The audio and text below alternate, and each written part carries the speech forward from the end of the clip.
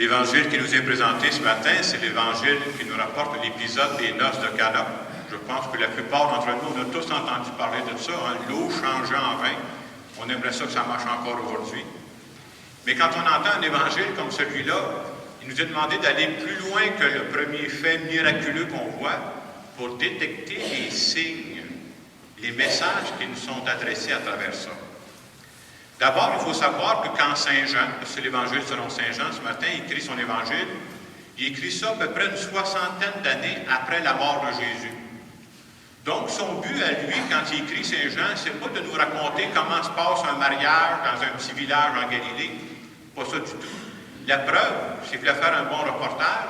On nous parle d'un mariage, on ne sait même pas c'est qui la mariée, on ne sait même pas c'est qui le marié. C'est quand même pas un détail dans un mariage, hein, les gens qui se marient, hein, on n'en parle pas du tout. Et à travers cet évangile-là, justement, on va aller plus loin que ça. Saint Jean veut nous faire comprendre, derrière ce qui arrive dans ces noces de Cana, la grandeur du cœur de Dieu. Et je vais essayer de vous transmettre comment il s'y prend pour arriver à ça. D'abord, il faut savoir que les gens de cette époque ne vivaient pas dans l'abondance comme nous autres. Nous autres, on s'en va dans les épiceries, on s'en va dans les Walmart, c'est plein de matériel. Les gens étaient beaucoup plus pauvres. Et les gens, je dirais, comme ils étaient pauvres, ils ne fêtaient pas souvent. Mais quand ils fêtaient d'avion. C'est-à-dire, d'après les historiens, on peut savoir ça, quand les gens fêtaient un mariage dans un petit village, ça pouvait durer une semaine. J'ai vu la même chose en Afrique, dans les pays pauvres, là, quand ils fêtent. Il faut prendre ça quand ça passe, parce que le reste de l'année est difficile. Et à travers ce que Saint Jean nous conte, nous autres, on écoute ça, on est dans une église, ça a l'air très sérieux, c'est l'évangile des noces de Cana. Saint Jean passe beaucoup d'humour derrière cet évangile-là. Je vous donne juste des exemples pour comprendre. Quand Saint Jean nous parle, je ne sais pas si vous avez retenu le nombre de cuves qui parlent dans l'Évangile. Dans l'Évangile, il disait qu'il y avait 6 cuves.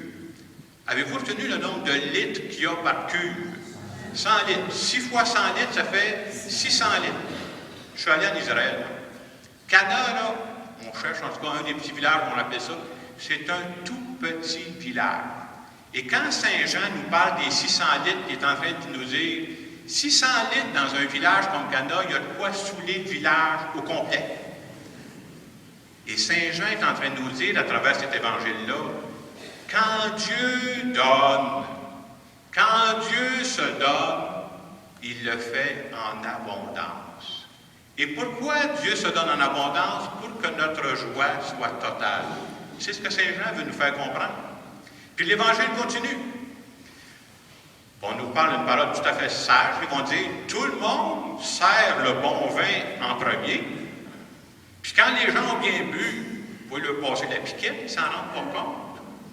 On sert le moins bon. Mais l'Évangile, ben non. Il dit, tu as gardé le meilleur vin pour la fin. Et derrière ça, ça aussi, c'est un peu d'humour que Saint Jean fait pour nous dire, quand Dieu donne, quand Dieu se donne, il le fait avec qualité. Ce que Dieu va me donner, puis il me connaît, là, il ne me donnera pas d'étiquette. Il va me donner ce qu'il y a de meilleur pour moi. Et pourquoi il fait ça? Pour que ma joie soit totale. Dieu veut que je sois heureux. Et à travers cet évangile-là, il y a plusieurs symboles. On veut nous montrer d'abord comment ça a commencé avant la multiplication pour que l'eau devienne du vin. Ça a commencé par un manque. Les mariés manquaient de vin. C'est un peu plate pour une fête, manquer de vin, c'est pas le temps pendant un mariage. Là. Et à travers ce manque, à travers ce besoin des mariés, est arrivée ensuite la surabondance. Et vous remarquerez que c'est souvent la façon de procéder de Dieu. C'est souvent à partir d'un manque, d'un besoin, d'une grande épreuve, que Dieu va susciter une surabondance de générosité. Et cette semaine, quand je préparais, j'ai dit, je vais essayer de trouver un exemple d'aujourd'hui, pas juste il y a 2000 ans. L'exemple qui m'est venu, ça s'est passé au printemps 2011. Ça s'est passé dans la région de Saint-Jean-sur-Richelieu. Au printemps 2011, à Saint-Jean-sur-Richelieu, si vous vous souvenez, il y a eu énormément d'inondations. Puis ça n'a pas duré 2-3 jours, là. Ça a duré des semaines et des semaines. Et ça veut dire qu'il y avait des gens dans cette région-là qui perdaient leur maison. Tu es obligé de partir, là. Non seulement tu perds ta maison, il y a un paquet de services, tu ne peux plus aller à l'épicerie, il n'y a plus rien qui fonctionne autour. On s'entend que ce qu'ils vivaient, eux autres, c'était un manque beaucoup plus grand que manquer de vin. Et ça a duré pendant certaines semaines. À un moment donné, l'eau est disparue. Quand l'eau a disparu, on dit, hey, essaie de penser quand l'eau a monté dans ta maison, qu'est-ce que ça sent chez vous, là? Il y avait toute une corvée à faire là. Alors, les gens de la place ont dit, on va faire appel aux bénévoles. S'il y avait quelques bénévoles qui pourraient nous aider, ça nous aiderait. Hein? Ils ont fait un appel aux bénévoles. Hey, il y a eu des milliers de bénévoles qui ont répondu. Ils ont eu des bénévoles en surabondance, tellement qu'ils ont été obligés d'écrire puis d'appeler aux bénévoles. Venez pas tout en même temps, on n'est pas capable de vous recevoir. Il y avait plus de 8000 bénévoles. Des gens de partout au Québec, des gens des provinces canadiennes, il y avait des gens qui arrivaient de d'autres pays. Ils ont dit, on va séparer ça en 4 jours. On n'est pas capable de vous accueillir, vous êtes trop nombreux. Alors, ils ont fait 4 jours de corvée, 2 jours une fin de semaine, 2 jours un autre fin de semaine, pour voir tout ça. Et ça montre que quand il y a un besoin, un réel besoin quelque part, quand il y a un manque, et que Dieu touche les cœurs, ça suscite la générosité en abondance. L'Évangile de ce matin nous parle de ça aussi. Pour retenir le message, je me suis dit, je vais essayer de donner une image qui pourrait le rester pendant la semaine, qui nous montre de quoi Saint Jean veut nous parler. Saint Jean nous parle justement de cette générosité, puis nous autres, il nous invite. Moi, là, quand je vois les besoins des personnes autour de moi, comment je leur réponds? Ça peut être des besoins de service, ça peut être des besoins d'attention, ça peut être des besoins d'amour. Est-ce que moi, je réponds avec abondance et qualité? Alors, pour illustrer ça, cette semaine, je vais amener 2 bouteilles. Il y a une première bouteille que je suis allé acheter à l'épicerie cette semaine, puis mon critère était très simple.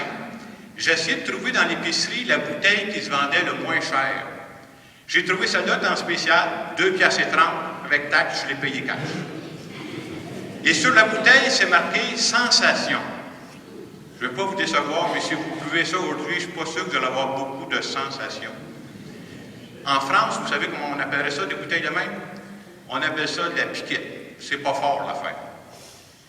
Je vais vous montrer une deuxième bouteille.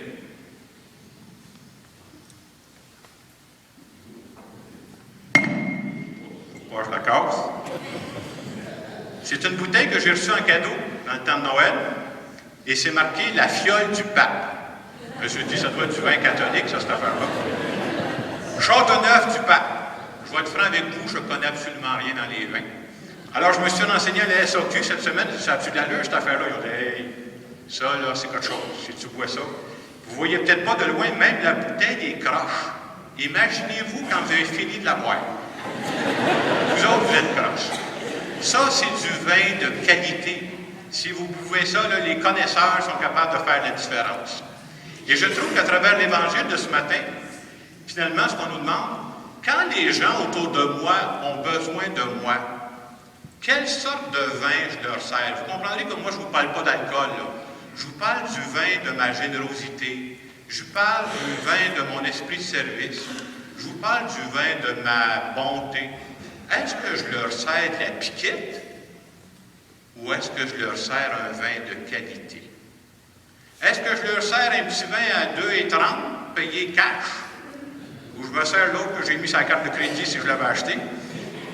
Mais c'est ça que Saint Jean veut nous dire à travers ce bel épisode des noces de Cana.